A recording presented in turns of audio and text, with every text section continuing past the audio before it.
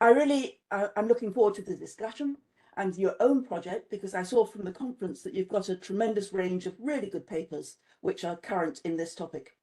And I wrote this book, but it's very much part of an ongoing project that we have just started called True Dem, which is in Europe. And so I'd like to talk about the framework for the book and then think about how it relates to ongoing work and what are the challenges of what we know about trust, both normatively and empirically. And I'm going to focus on trust in government worldwide, and particularly the role of information environments, open and closed societies, differences of misinformation, disinformation, and cognitive skills, the ways in which we can actually understand the information which is available. And all of this, I would have loved to join you in Siena. I mean, there's nothing better than that.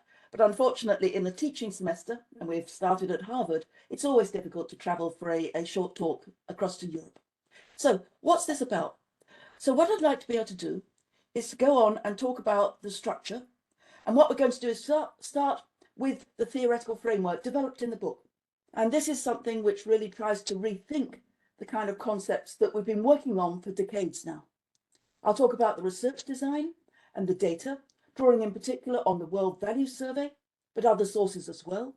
A little bit about the results, just a snapshot, and then what we're doing with our new project, True Dem, which is about Europe and what's changing in Europe. So when we're looking at this, this is the argument that I'm going to be developing. And it's an argument which is there, and I illustrate it, of course, with the analogy of the frog and the scorpion, which is well known. And this is an analogy which is that the frog and the scorpion were walking along the side of the banks of a river, and they bumped into each other, and the scorpion said to the frog, well, you can swim, can you take me across to the other side? And the frog says, well, I'm not sure, maybe, but of course it could be dangerous. And the scorpion said, of course it's not in our interest, because if I sting you, then we'll both sink and drown. And the frog said, okay. So the scorpion jumped on the back of the frog, and of course halfway across, the scorpion did indeed sting the frog, and they both started to drown. And as they did so, the frog said, why? And the scorpion said, well, it's in my nature. So I think instead of just thinking of trust as being always beneficial to the individual and to society, we need to challenge the normative assumptions. And we need to think that essentially we need to focus on trustworthiness as a relationship, not on trust. And from the point of view of the authorities, those who are in government, those who are medical authorities, those who are seeking to give an expert opinion, then trust and legitimacy are nearly always good because it induces compliance. If you trust, for example, the COVID vaccine, you're more likely to take it, and that's good both for you and your family, but also for your community and your society. But from the perspective of citizens, trust is a double-edged sword. It can be both positive and negative. And in particular, what we need is accurate rather than erroneous beliefs about trustworthiness. When the authorities say that the COVID vaccine, for example, is something you should take, do we believe it? Is there good peer-reviewed scientific evidence? Do the medical authorities agree, or are there disputes? When somebody who's in power, and obviously I'm thinking here in particular of particular governments that had a particularly incompetent performance, when they say that maybe you shouldn't be taking the COVID vaccine, as for example, Ron DeSantis is currently saying in Florida, President Trump in the United States, and also, of course, Bolsonaro in Brazil, then should we be much more skeptical? So erroneous beliefs about trustworthiness can involve two types of things. One is cynicism, and that we're very familiar with. You don't trust a beneficial authority. The science is right, you just are vaccine hesitant. You believe in the conspiracies. The other problem, however, which is much less given attention, is credulous trust. That's where you trust somebody who is going to swindle you out of your money in a Bernie Madoff scheme. They're going to basically give you the wrong information. And we know that there's all sorts of people out there who are trying to take your resources or give you information which is inaccurate or spread various conspiracies. And that's credulous trust in trustworthiness. And then accurate information, where does it come from? And one is your cognitive skills. I mean, I'm not a scientist, you're probably not a natural scientist. And so how do we know whether a COVID vaccine is actually going to work? We have to trust others, and we have to trust the process. And then societal level information is important. Do you live in a society with open information, with different viewpoints, where viewpoints can battle with each other, and with press freedom in particular, so you can hear different points of view? Or do you live in a society which is essentially closed, for example, in a bubble in the media, or in ways in which you're only listening to a partisan or a particular leader, or in which there's censorship, as in China, so you can't hear accurate information, or there's a variety of ways in which societies can be open or closed. And what we do is not build trust. Instead, we need to build trustworthiness of the authorities. And for me, that means three things. Competency, in other words, when the authorities say that they're able to do something, they actually can. Integrity, meaning honesty and transparency, so that when there's a mistake, they admit it and they correct it, and there's accountability. And impartiality. They're not simply out for their own interests, they're out for the interests of you as a client or as a society. And you need effective media watchdogs who can make sure that we can speak truth to power. And all of this has led to the True Dem project, the next step, a three-year project with a research agenda, which I'll mention at the end. So this is the argument I'm going to develop. How do I give you any evidence? How can I convince you that this is the way to think about trust? This is the book, In Praise of Skepticism, OUP, came out in August. And in particular, I'll talk about the overall theory. And when we're thinking about trust, trust is multidisciplinary. There's many different ways that we can consider this. So some of us think about it in terms of international relations. Do countries trust each other? Do we trust international alliances like NATO?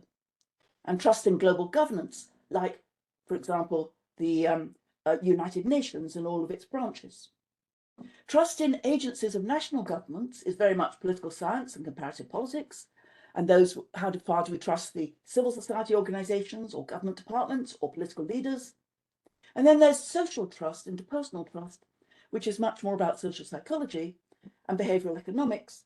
And that's how far we trust our neighbors, our friends, our family, how far we trust our colleagues, people we don't know very well, how far we trust other people who don't know at all from, say, a different religion or organizations. So each of these are different levels. And I'm not going to go into this in detail because obviously this group is very familiar with the conventional view, which has existed basically, I'd argue, since Armand and Weber in the 1950s. And this is that trust is normally understood as a public good. And so my colleague Putnam, for example, had a tremendous amount of work on how we need trust between our colleagues and our neighbours to have societal cooperation, parent-teacher associations and things like that. Others in social psychology argues it sustains relationships, for example, marriage and love. Francis Fukuyama, trust lubricates markets. So if you don't have any trust, how can you have effective building up products that people can trust? How can corporations trust each other in trade relations? It might help you manage organizations, for example, trust between the workers and the managers. It might underpin political legitimacy. That's Gabriel Armand's classic argument. If you trust the government and you go along with them, you're more likely voluntarily to obey the law and therefore to trust the ways that politics works and participate. Tom Tyler, trust underpins rule of law. And so again, it's this voluntary idea. You can't have the police on every corner, but if you trust the law, you'll basically obey parking regulations, you'll pay your taxes, you'll go along with other issues that the government regulates.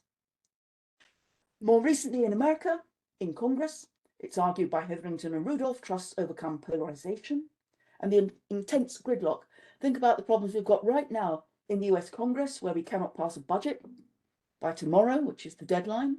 Government might grind to a halt. Particularly, it's not simply between the intensely polarized Democrats and Republicans, but even within the party. So the party of the Republicans can't get what it wants done in the House because it can't agree between the Freedom Caucus and the leadership. It can facilitate international peace. And what could be more important in Europe right now? If we had relationships that we could trust amongst the European countries, Bruce Russett's argument. Sadly, we've just lost Bruce Russett. But his arguments was that the more that we can trust other countries, then the more that we can work together and collaborate within the European Union or in NATO or in the United Nations. And in general, trust is seen to facilitate solidarity and cooperation. What could be wrong with it? So any signs of low and declining trust should be a matter of public concern.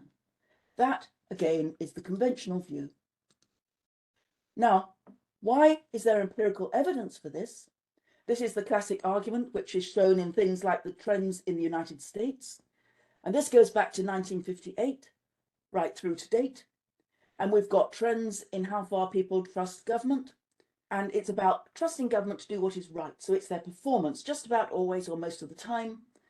And again, for this audience, you know very well the trends. It appeared overwhelming in the Eisenhower and Kennedy era of the 1960s, declines under Johnson, under the war on poverty, but also civil rights and other contentious issues like Vietnam, declines further under Nixon, and this is well before Watergate, but under his administration, flattens out a little bit, but declines further with a crisis of malaise under Carter.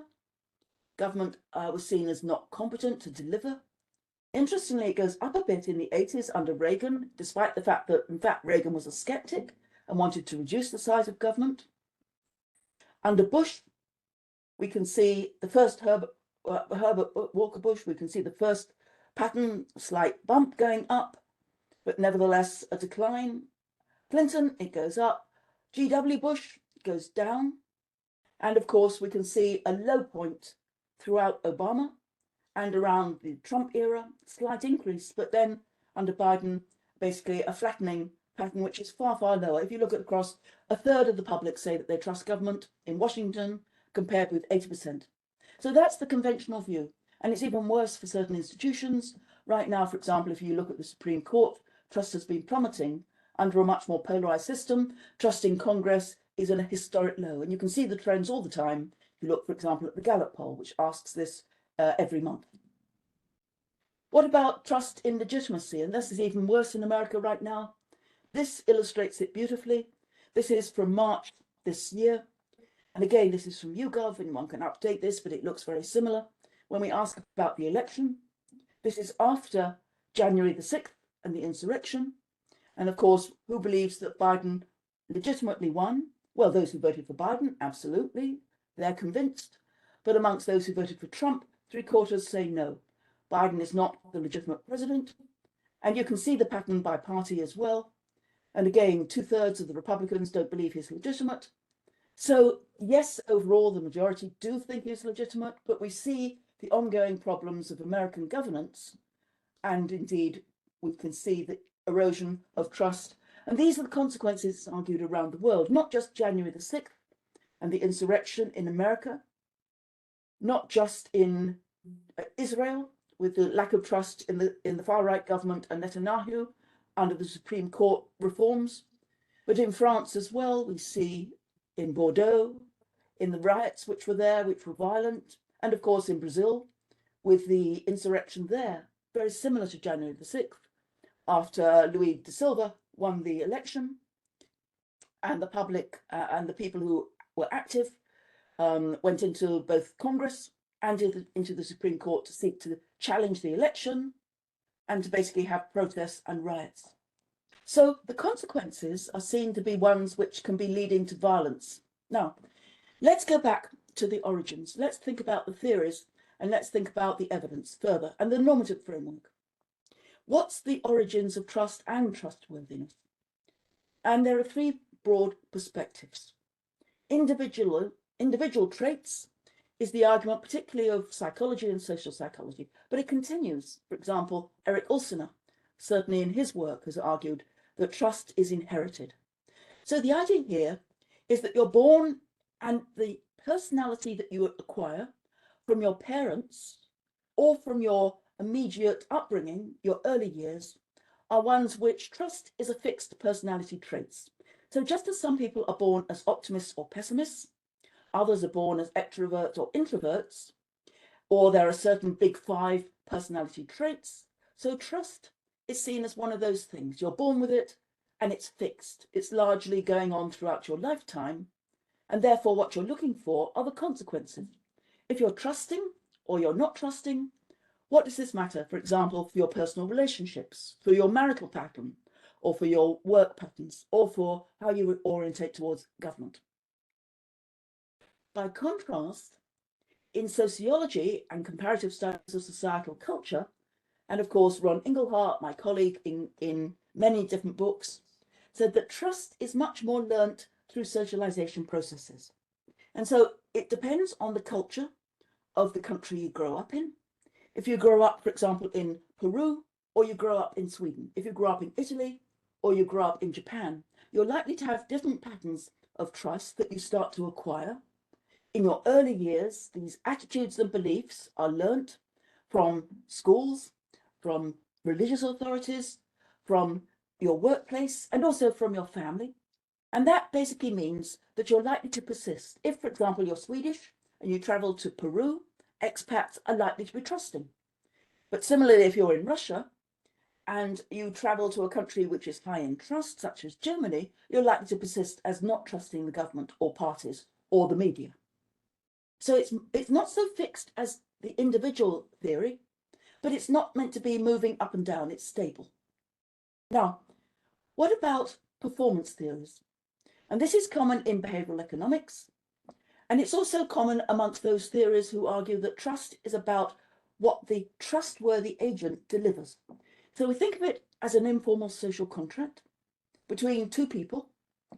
One is the principal who authorizes an agent to act on their behalf. So it could be, for example, that you have a heart murmur and you go to see a surgeon or a hospital, or you need housing support, so you go to see a housing local authority. Or you might be a student wanting to learn, and you trust, therefore, you go to a university and you trust the professors and the authorities to give you information which is going to be accurate and balanced and impartial and so on. So you trust the agent to act on your behalf in the expectation that they'll fulfill their responsibilities. It could be an individual agent or it could be a collective agency, but there are three qualities. One is competency. Can the teacher teach effectively? Is the information which they're conveying accurate? Is the surgeon skilled? Are they qualified? If you go to a lawyer and you want legal advice, do they have the right sort of competency? Do they have that experience? Have they got those qualifications? You want integrity, meaning, again, transparency and honesty, that they're going to not simply to pocket the fee or act in their own interests, that they're not nefarious, but they'll act in your interests. And so if you go for financial advice, you'll want to make sure that they're acting on your behalf for where they should invest their stocks and shares, not on behalf of their own profits. And you want impartiality.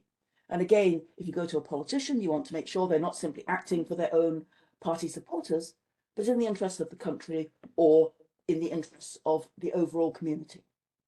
And this is not so important in trivial decisions. For example, you might go to a doctor on a regular basis just because you trust them over your lifetime, you've been to them on a practice, and you just know that they work well. But it really matters under conditions of risk and uncertainty. If your life is in their hands, if the government is dealing with a serious issue like COVID as a pandemic, or natural disasters with climate change, or if you're in Ukraine and the government is defending you against an international, an invading force, then you need to be able to trust all of these things in a vital way and collect accurate information, particularly when there's new risks. COVID, we haven't had in many countries until recently. We've had previous pandemics, but many countries have had in Western Europe haven't experienced them. So it's a new risk, and we need to have uncertainty, and you need to make sure that they can perform. Now, let's think about, therefore, how you judge and what judgments you come to. And you can think of this as a classic 2x2. So the agency performance could be positive or negative. Did they actually bring the COVID to the hospitals to everybody? Did everybody have access at low cost to COVID treatments? Or were there real problems where they just let the pandemic run riot? And then you've got whether or not you trust them as a principle. Is it negative or positive? So if you're informed, if you've found out about whether or not they're capable of delivering, if you've found out about how they've delivered in the past and how therefore they're likely to deliver in the future, then that's skeptical trust. It's well-based and it's positive, and that's a good normative basis. However, if the performance has been bad, incompetence, high levels of mortality, lack of information, then you should be skeptical, and particularly about any authority which is giving you information. So those two are normatively positive. What about the other two positions? So cynicism is where you are negative, but in fact the agent is positive. And that's a problem. Let me just go back. I'm sorry, it went on. One more back. There we go. So cynicism we're all very familiar with. The other problem is credulity, where you're trusting and you are positive, but the agent is one who's not acting in your interest. So that's the problem of, for example, a government leader who's giving you misinformation or disinformation, or a media outlet which is giving you that, like a conspiracy theory online that you believe, or other sources of credulous trust, where you habitually trust somebody. And again, you can think of all sorts of things. Think about the Catholic Church and how much trust in the past people had in priests and the authorities who are spiritual authorities. And yet, when the agency fails, and it clearly has failed on all sorts of issues of child abuse, without accountability, then that's a perfect example of credulous trust. Your trust is being misused, it's being abused. Now, what's the evidence for any of these things? And again, we need evidence which is complicated. We're thinking of the judgments of trustworthiness at different levels. We're thinking of the performance. So we need some macro level indicators of how competent they are, how honest they are. And then we also need public perceptions, because clearly you don't go directly from performance to judgments. You actually have to get a judgment which is being made.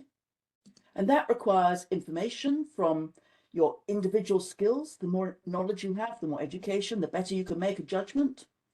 And from your society. The more open information you have, the more critical views, the more pluralistic the media is a watchdog, the more oversight mechanisms there are, for example, Parliament having oversight over the executive, judiciary having oversight over both branches and so on, then the more you're likely to come to more accurate information. So we need information at all levels, not just information about trust, but information about performance, perceptions, and so on. Let's have a look at the research design. And what we can do is think through how to operationalize all of this. So we have the World Values Survey. It's my data source. Over 100 countries and societies. We have good measures of interpersonal trust, how far you trust each other, institutional confidence. Lots of institutions are included, and trust in global governance has been added. And our measures of trust, by the way, go right back to the earliest in 1981, the first wave, and they go up to date. And then we funded, through our TrustGov project earlier, some countries which are very authoritarian, 13 diverse closed societies, and we added some new questions. So these are countries like Iran, like Kyrgyzstan, like Libya, like Morocco, like Myanmar, Nicaragua, Venezuela, Zimbabwe, and so on.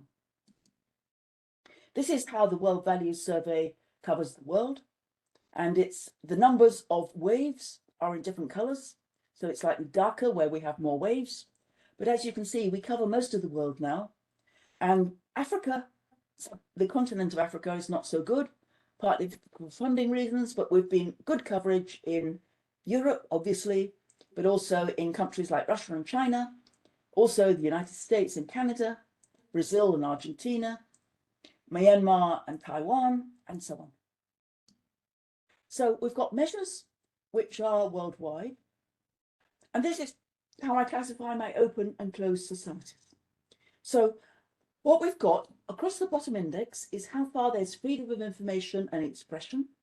And that's from the Variety of Democracy project. So it's from very close societies like Tajikistan and China, right the way up to Denmark and the Netherlands.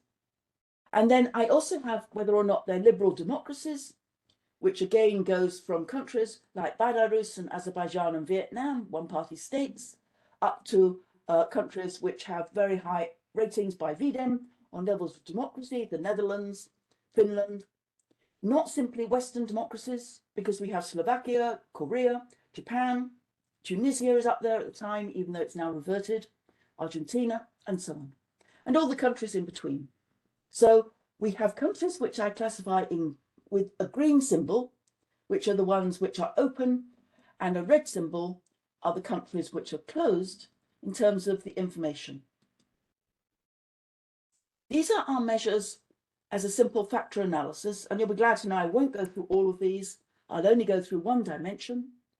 But we have in the World Values Survey an incredibly rich panoply of questions, about trusting global governance brought in by a Swedish university that funded us for that, like trust in the World Trade Organization or the World Health Organization, trust in core agencies of governance, parliament, political parties, elections, and so on, trust in social movements and civic society, including universities, banks, and corporations, trust in media and organizations like religious organizations and television. And then we make a distinction between groups who are out-groups and in-groups for social trust. Out-groups is trust of people of another religion or of a different nationality. And then trust of people like your family and your neighborhoods who are in groups. I'm just going to give you a little snapshot on trust in government, but you can look at any of these other dimensions as well. So the research design is straightforward. First, we need our measures of trust, as I've described them. We need measures of subjective perceptions of performance and objective indicators. How well did the agency perform? And then we need to compare the two. Where they correlate, that's seen as skeptical trust. In other words, it's informed, it's accurate. Let's look at the results, and then we can open it up for some questions. So first, here's the global position. The dependent variable in a correlation is trust in government as a 100-point scale, which includes governments, parties, parliaments, and the civil service, a composite index for each society from the World Values Survey. And it's from the most recent wave, which is 2016 to 2020. And we have measures also of performance, which are objective measures from the World Development Indicators. They're not based on the survey, they're based on indicators like growth of GDP, total unemployed from official statistics, levels of educational attainment, and so on. And the correlation has no controls. It's just for the point of view of the presentation, very straightforward, a simple correlation between whether or not in that country people had high levels of trust in government and whether or not they had a correlation between that and these performance indicators. And the societies are divided into two categories, the open societies and the closed. So that's based on the VDEM measure I just mentioned. So let's look first at the open societies. And what you can see, if you look down the significance, is in many cases, it is statistically significant. We have 25 to 43 societies that we're comparing, over 30,000 respondents. And we're looking at things like, is there the right direction of the correlation as well? So if a country has had better economic growth in the previous period, then people are more likely to be trusting. If there's high levels of economic development, that's very strong and very significant. The more that the country has achieved growth, the greater the significance and the greater the strength of trust in government. The more unemployment, of course, as you would expect, it's negative. So if the rate is bad, then people shouldn't trust the government so well. Inflation doesn't count, but I think that's partly the period, because in this period, inflation wasn't really that important. But I think, and I bet my money on the next wave that we're just about to start, that we'll find that that becomes much more important as people use it for their judgments of competency. On the other hand, when we look at income share, the more that we have the rich with high levels of income, then we find the less trust. The more egalitarian, the income share for the lowest, 20%, the more trust. Education, the better the education, competency and performance, much more than the higher the trust. Homicide rate is a rate which is an indicative of how safe you feel in your community, and it's very strong. And the higher the homicide rate in your community, the worse your trust.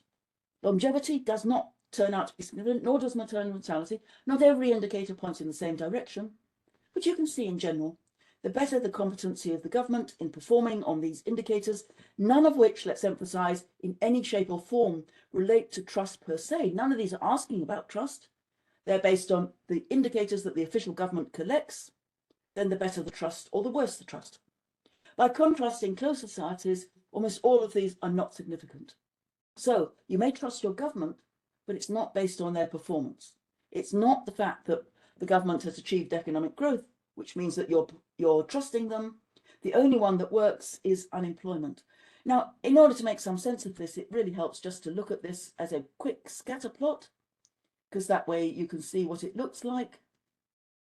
And as we can see in the next slide, here we go. So the slide here indicates the green line is the regression line in the open societies. And we can see that the better the performance in a Switzerland, in a Norway, in a Sweden, in a Denmark, in an Austria, in a Canada, the better the level of trust. The worse the performance in a Croatia, in a Mexico, in an Argentina, in a Bulgaria, in a Slovenia, then the worse the trust. So there's a relationship which is strong and significant. By contrast, the red line is the line which I've highlighted, which shows you the regression line for the closed societies, and there's no relationship. And again, let me highlight, there's a couple of cases which are exceptions, which were just because they put flesh on the bones of what we're looking at. China, I've highlighted, high levels, of course, of trust in government, but it's not, according to this, because of the per capita GDP. Instead, we can see that, in fact, it's flat. And so a country like Albania, like Brazil, like Jordan, are countries which also have the similar patterns in terms of how people feel. So it's not significant, but China has high levels of trust than Switzerland, than Norway, than Sweden. And again, those are democracies, all of which we would assume might actually perform better, and certainly are doing very well in terms of the economy. Now, there are a couple of exceptions, Hong Kong, which I highlighted, Singapore. Those are closed societies which have high levels of trust. I'd argue Hong Kong in particular is a case of the legacy of democracy, which has now had backsliding under China. And Singapore is always exceptional in a variety of different ways. What about measures of process, not about performance in terms of policy outputs? Here we have some aggregate measures of performance from the World Bank, and it's their good governance index. And it's things like, does the government have good control of corruption? Are they effective? Do they have political stability? Do they have democracy? What's the correlation between that and trust in government? And again, you can see in the open societies, it's positive and even stronger than the indicators we had of things like economic growth. So the more that we have integrity, the government controls corruption, as in, for example, Norway or Sweden, then the higher the coefficient in the public's trust in that government. The more effective they are, the more they have stability, and the more that they're democratic, then yes, the more that people have trust in them in open societies, but not in the closed societies. There, as we can see, is either insignificant in most cases, or the coefficient is pointing in the wrong direction, or it's negative. If you look at voice and accountability and democracy, what you can see is that the more democratic the society in a closed society, then the more negative the trust. And again, we have 40 countries in the open society category, 35 in the closed, and I'll just show you the pattern. This is the trust in government going along the bottom between high and low, and the vertical index is good governance from the World Bank. And again, you can see in democracies, the more that you feel that the government is performing well by these process indicators, the more trust you have. In terms of the red line and the countries which are closed societies, then you get less trust. So what am I arguing essentially? Let's go back to that very first or second slide. These are the countries I'm arguing, the Vietnams, the Chinas, the Tajikistans, Myanmars, Philippines, which are closed in terms of information. The information you get is largely from the state media. Those who are dissidents can be arrested and imprisoned for many years. Those who are trying to give you information from abroad are censored. And so, of course, if you only get one-sided information, if you only hear that the government is performing well, if you only hear a variety of different regimes, whether it's a one-party regime, whether it's a military junta, whether it's an individual citizens, whether it's a populist leader like in Turkey, then you have problems because you are trusting, based on the information you have, the untrustworthy, the government which is not performing in the public interest. And the same is true in Russia. And Russia, as you can see in the middle of the distribution there, is one with a closed media, where, for example, people are not even able to be critical of the Ukrainian invasion, where the invasion has caused considerable cost, both in lives and in financial assets to Russia. And yet, where because they only hear from Putin, they only listen to state media by and large, then they have very little information to judge how far the war is or is not going on, and indeed even the reasons for the Ukrainian invasion.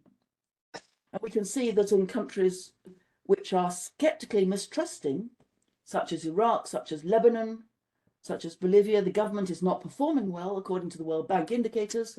In the Lebanon, for example, the economy is rock bottom. The government has been very incompetent in a variety of different ways, and fragmentation, political instability, natural disasters which they cannot cope with, problems of refugees and migration. Anyway, all those reasons. People are mistrusting, but they're more skeptical. And then we have those who are trusting and who are informed. And again, Austria, Canada, Denmark, Estonia, Taiwan, countries which aren't simply established democracies, but they are trusting. And then we have the category of cynical mistrusting. These are countries where, according to the World Bank, the government isn't so bad, but nevertheless, people don't trust it. And that does include the United States. It does include France. It includes Spain. And of course, it includes Italy. I left Italy until last because, of course, Italy has always had a cynical culture. And this has been found right the way back to Armand and Verber, and it continues to date. And of course, an immense amount of ink has been spilt about why Italians are mistrusting, and indeed the differences between the regions, such as Sicily versus Milan.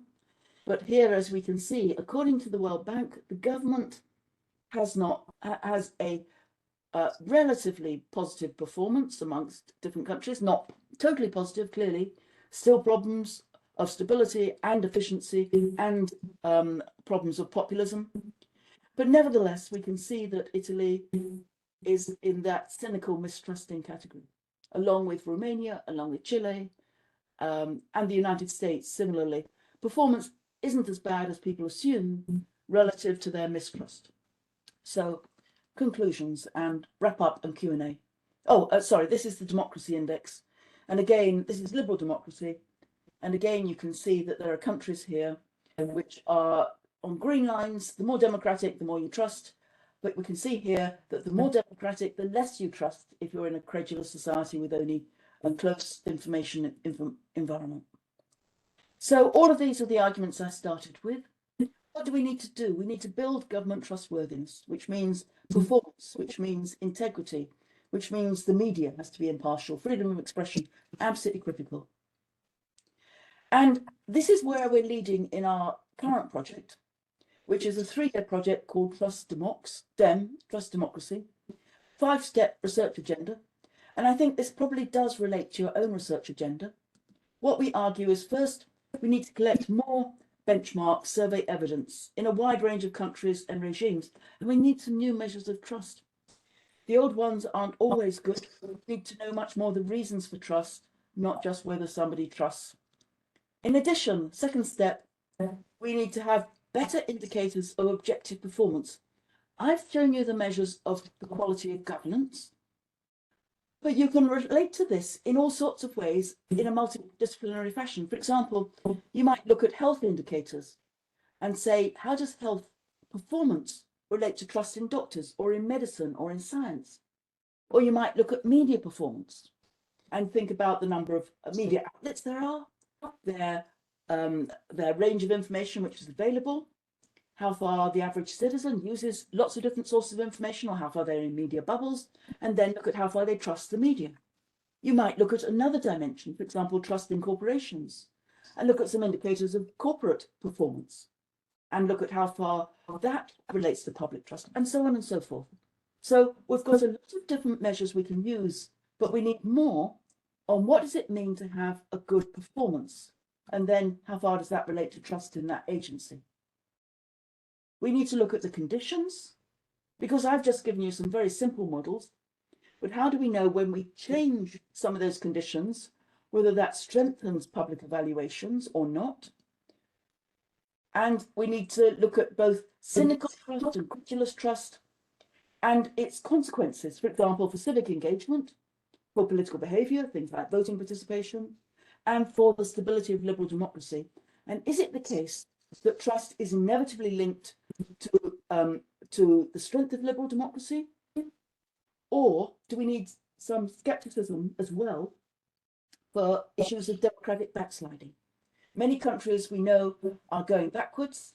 How far does that relate to trust? How do we unpack that relationship? And lastly, and this is the big enchilada about which I have no simple solutions, what do we do to strengthen skeptical trust? And that's partly more information, but we know that information per se doesn't work because people get misinformation and disinformation. People have problems sorting it out. And we know how far the more information we have about trustworthy performance is available, the better the information is. But how do we actually increase that transparency? And how do we make sure that the public is aware of that and knows what that is trustworthy or not? So we've got to think about principles, we've got to think about agents. So that's the overall view. I won't go into that in detail, but I really welcome your thoughts. And I know you've got a conference with many papers which are on some of these topics. I look forward to learning how you think about these issues, to criticisms, and to thinking about what we can do to strengthen trustworthiness and skeptical trust. Thank you.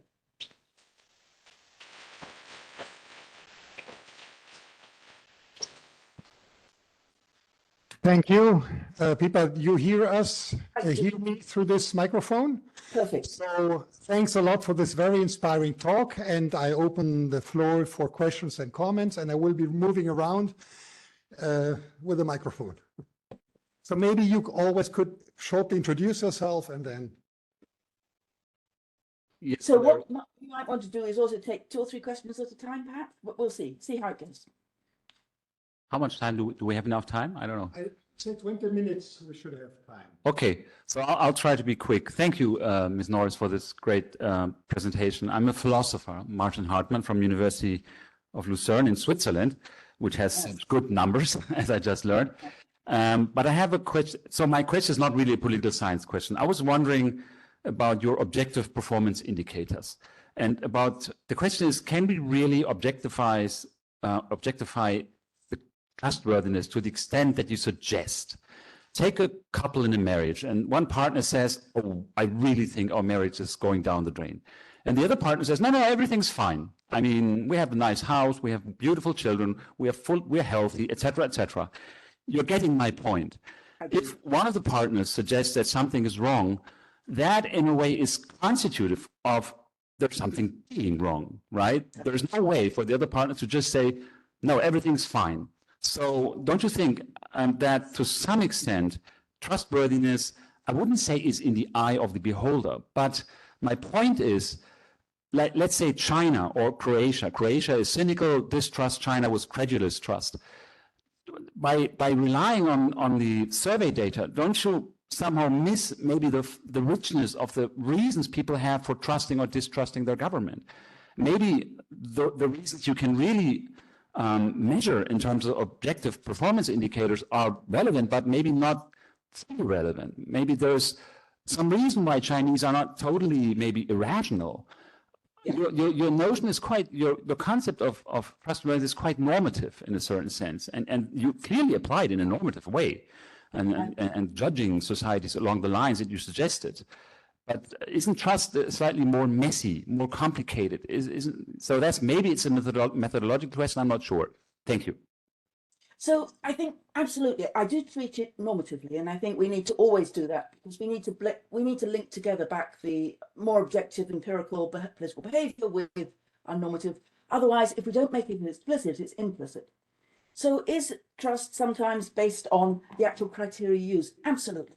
So if you don't value if you don't care about corruption in government, but you really care about economic growth, then of those 2 indicators, you'll only pick the economic growth ones. And if the government manages to reduce poverty and to make everybody feel better off and to give them all, a good house and a good car and all those sorts of things, then you might say, what the hell, if there's a bit of corruption, I don't care.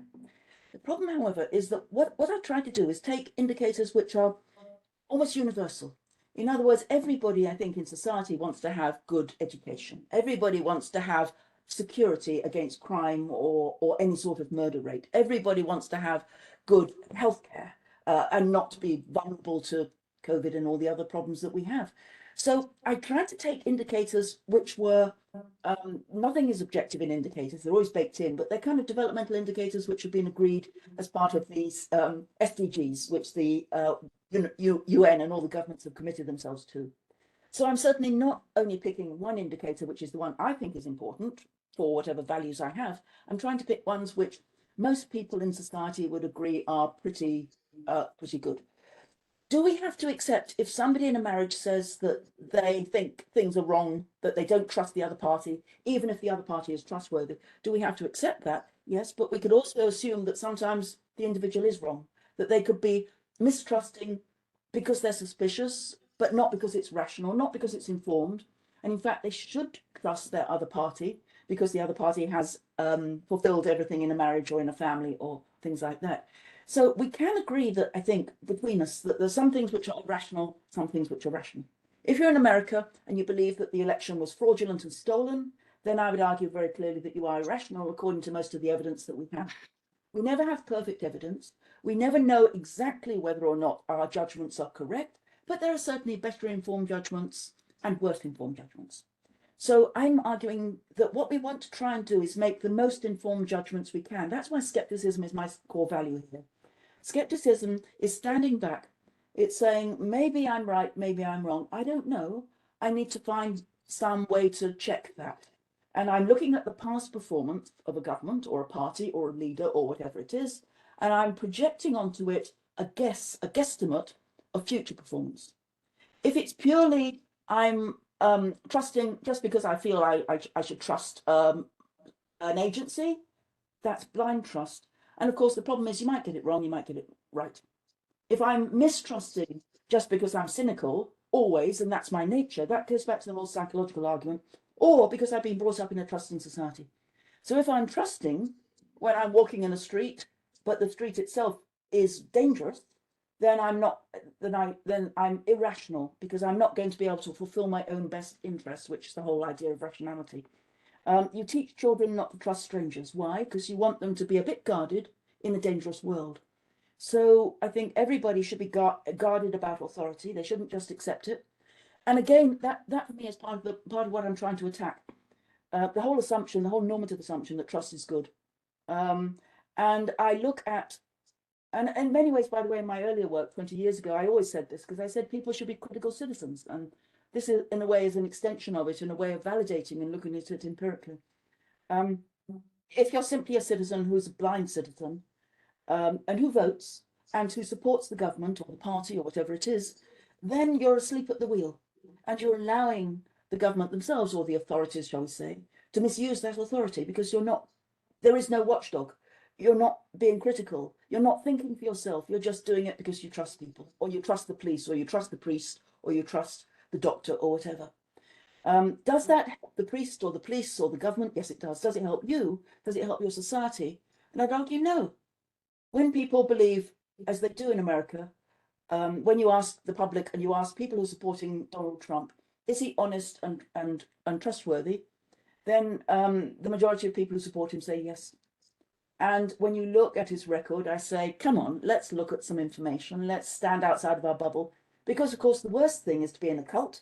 And to be in a cult is to be trusting of your leader, even though they are doing things which are very much not in your interests, but are in their own interests, or they're just misleading. So are people misinformed? Yes, they are. Is relative trust important? Yes, it is. But should we place value on relative trust if it's not informed? And that's the philosophical question, by the way. It is a philosophical question, not an empirical political science question. But I think the two things are intertwined and we need to think harder. I'm sorry to go on and on. I can't see the audience, so I can't see where we are. But anyway, please, let's have some more questions. And I hope that addressed a little bit some of that particular really important question. Perfect. So maybe I might ask you, how many questions do we still have in the audience? Maybe you might raise your hands. I think, okay. So should we take 3 questions and then you see how you answer to them? Perfect. So I think starting with the first one, the earliest. Hi, thanks for the very clear talk. I'm Koen Verwoest. I work on trust in regulatory regimes. Maybe my question goes a bit in line with the first question, but to me, skeptical trust means that the individual is skeptical of what it learns. But if I understand your analysis, so I like your scheme very much, but I wonder whether your analyses, which use country level indexes of transparency of performance, actually links back to the fact that the individual is skeptical when it evaluates its government. And that's probably what you might do in the Through Them project. If you say we will see to what extent the civil attitudes or civic attitudes are indeed our citizens' attitudes are referring to the objective performance, because even an individual in Norway might not consider all the information which is present when Right. it's indicating its trust, but you signal Norway as a skeptical trust country.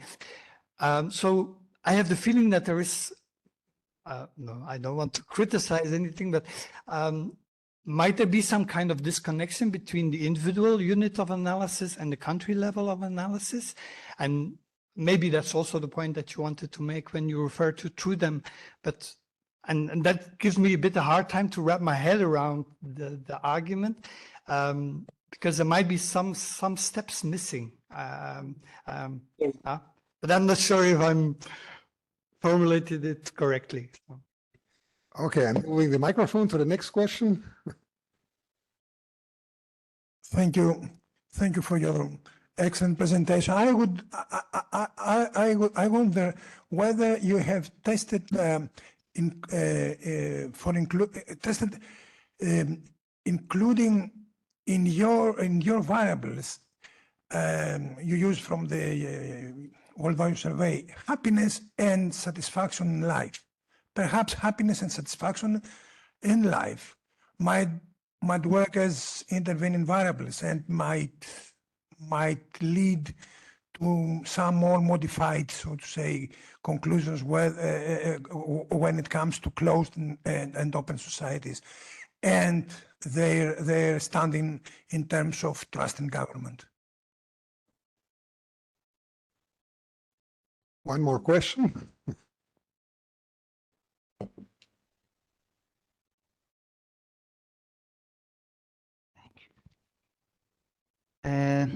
My name is Shamsuddin Shariati, and I'm studying PhD in Sociology at Maynooth University, Ireland. Thank you very much for your insightful talk. I just want to ask two questions. First, it would be great if you could include in perception of people in the closed countries in the analysis, maybe perception if perception of people from the performance of the government has a considerable difference with the actual performance, this can support your argument. Otherwise, it can't. Maybe it has some doubts in this analysis. Second question is that we should also measure the longitudinal data within each countries. Maybe in a closed country, the performance is associated with trust within the country. But when we compare it with another country, so yes, there are some differences. In this case, we can also doubt this argument as well. So it would be good if we could also look at these data and we could talk more determined about the argument. Thank you very much. Yes, thank you. And so those are all good issues. And some of these obviously are part of the book, because I just gave a short, quick overview of some of the key highlights. But let me go through them in turn. So country level indicators, as we said, you know, that model which we had is basically agency performance, objective, measures by World Bank, etc., which at least cannot be contaminated with your attitudes of trust, public evaluations, how you see things, and then the judgments that you come to. So we did actually ask also about subjective judgments of performance, things like, do you think your government is competent? Do they have integrity? Do they have impartiality? And so we have a kind of battery. We did ask it actually in some closed societies. So if you look in the book, you can see some of those details. We found that it was positive. In other words, it was related in a more multivariate model to how far people trusted. But in a sense, that's attitudes to attitudes. And it's always difficult because you've got cross-sectional data with a world value survey. You do not have panel data with the same individuals. So if we ask people, for example, if we ask people who support Trump, do you like Trump and his qualities? Do you think that he was good in government? Yes, he produced economic growth. He was the best president ever, etc. Do you think he's honest? Yes. Do you think that he was acting on behalf of you or on his own? They say yes. And they trust him. But of course, it's a hall of mirrors. It's a circular relationship. And it's very, very difficult, therefore, at the individual level to actually determine what drives what, or even to claim what drives what. Because clearly, the more you trust an agency, the more you might give it a positive. The more you think it's positive, the more you trust.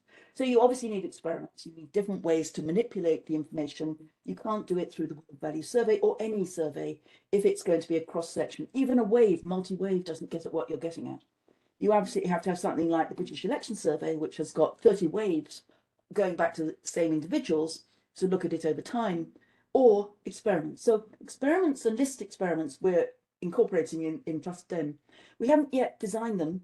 We had a small experiment in the last set of world values to see whether we could do it, and it worked quite well. So we're about to head into the next wave of the World Value Survey. It'll start in 2024, January, and it'll run through for 2 years to 2026. And we'll try to cover about 60 or 70 countries, as always. We've done the questionnaire, but we're still piloting it. So we're looking at whether the questions work. So hopefully some of these issues, along with some other money from our True Dem, will be able to get at gathering different forms of information. And I think I love list experiments within a survey, because I know that I've got a representative sample, but I've simply divided my sample into 2. And so I can give them a different stimuli to try to work out how far people are going to evaluate that. So I think absolutely there's a big agenda here which all of you and everybody can help with by taking some of these issues further with the evidence. I'm simply arguing that the objective evidence is correlated at macro level with the subjective perceptions. Is there a feedback loop there? Yes, there is. Because of course, for example, the more that you trust COVID and the vaccine and the government, the better the performance might be on medical indicators. Or the more that you trust the government, the more you might go along and pay your taxes. And so maybe there's better economic growth. So there is again a feedback loop from trust in the public to performance of your government. But I'd argue at least it's a bit more independent than your public evaluations and your public trust, which is a hall of mirrors, which I can't quite work out. Happiness and satisfaction, we measure that, of course, in the world values. That's one of our classic measures on various scales, and life satisfaction. And yes, it's related to trust. But again, theoretically, we have to say, in a sense, that's a different theory. That's not the performance theory. If because you're happier, you trust your government or agencies or people or anything like that, that's great. But that would have to be a much more psychological or social psychological theory, I think, than necessarily thinking about it in terms of performance. Because happiness is a diffuse affect. It's not about knowledge. It's not about cognitive awareness. It's not about judgments and things like that, per se. It can be, but it probably is not. It's probably affect. And lastly, thinking about this, do we need longitudinal data and time series data? Absolutely. So what you really want in this is a change in performance and a before and after. Now, take an example like, do you trust a particular company? And you might say, yes, I've bought that particular brand of car, or I've had my money in that bank or building society for years and years. But then there's a sudden crisis, an economic crisis, a financial crisis, corporate problems, the company goes bankrupt, or there's some other thing. Then you want to look at it before and after. And the challenge for me, think of it like when you support a party in a government, you will support it based on their past performance over many years, probably, because you've known them, you've seen them in government, you've seen what they do. And so if you support one party or another, that's based on a cumulative affect, party loyalties. But then It's only skeptical if you update it. And when you get new information, for example, a change of party leader, or a change of party policy, or a change in government performance, then to be rational, you have to update your judgment. If you don't update it, it's based on blind trust, not on informed trust. But say you do get a change of leadership or change of party, and they perform in a very different way, then we should see a volatility over time amongst the same individuals, or amongst that group of party supporters, or in that country. If there's a tremendous corruption scandal and people still believe that party has integrity, then that's blind trust. So it's a cumulative coming to an understanding. You based it on long-term information, and in a sense, your updating doesn't matter unless it's a vital matter for you. If you always trust the police because you trust the police, then you've been brought up that way and that's your society, and the police are trustworthy, that's great. You don't need to update it. If you find there's a real crisis of policing, and for example, Black Lives Matter again in America is a classic example, where suddenly people are realizing the racism and lack of racial justice, then you should update your information, and people did. They suddenly started to change their views about policing and the need for transparency, for example, where police have a video on them and they always turn it on whenever they're interviewing a potential criminal or a potential citizen, then you've got a mechanism to make sure that the police are trustworthy, because you've got a visual record, a video, ideally, which shows you how they're performing. So we have to think about policy initiatives which are equivalent to that, based on collective agencies, which is far more difficult. Individuals, you can understand how you can update your evaluation. For example, a doctor who's been accused of sexual harassment gets struck off the register. Okay, there's a mechanism of accountability. A politician who is accused of taking money from Russia to be corrupt, is there accountability or not? If there is, then the system as a whole you might have some faith in. If there isn't accountability, then your trust should go down logically on this normative basis and on a rational, informed basis. So blind trust, as I said, is not something that's normatively desirable, nor is it socially desirable. Critical trust, I think, is something that we should aspire to. And again, it goes back to our idea of critical citizens. That's the ideal.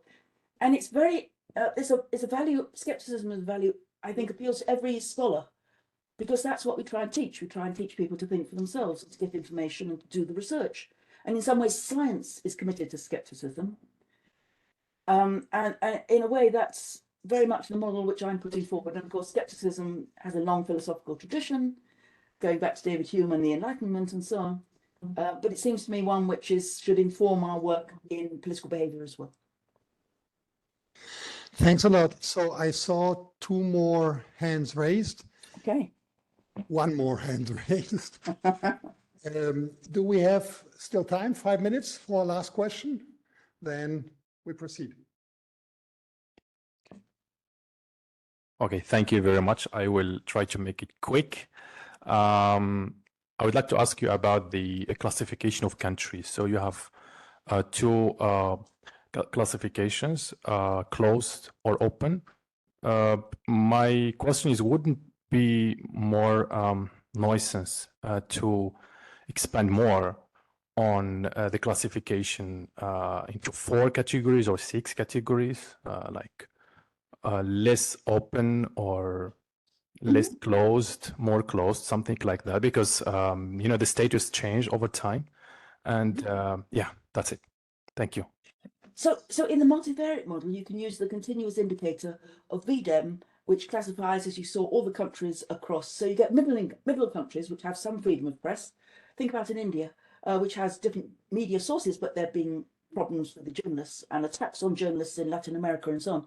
So the obvious cases are the extremes, where there's total pluralism and lots of outlets, and the ones which have got high censorship and state control, a China and a Belarus and so on. But then the ones in the middle, just we can use in the multivariate the continuous VDEM. It's called freedom of expression, and it's a good measure. And it covers every country every year, and it's ongoing.